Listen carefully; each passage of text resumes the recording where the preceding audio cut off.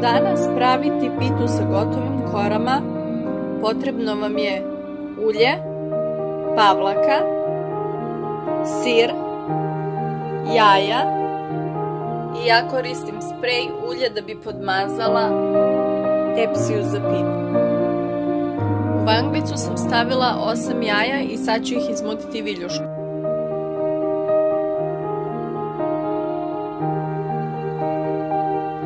I sad ću otprilike dodati 1 šoljicu ulja i 3 kašike pavlake. I dodat ću 2 kašičice praška za pecivo.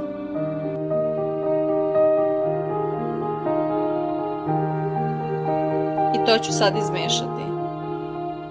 Sad ću dodati sir. Ako je sir slan, ne treba dodavati so.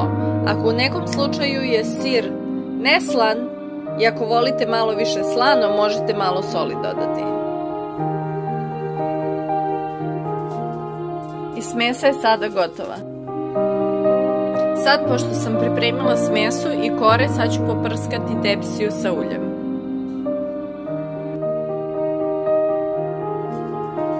Stavit ćemo onda prvu koru, pa ćemo je premazati sa uljem, pa ćemo drugu preko, pa onda smesu.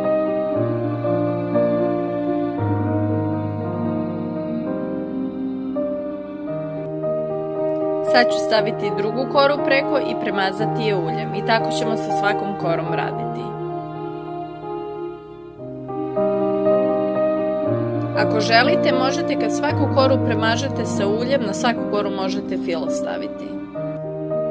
Sad, pošto sam svaku koru naređala, sad ću da presavijem stranice i da namažem pitu sa uljem kako bi ona bila hrskava kad se ispeče. Pre nego što počnete da pečete pitu, najbolje da se iseče na kocki. Pita je spremna za pečenje. Peći ćemo je otprilike na jedno 200 stepeni.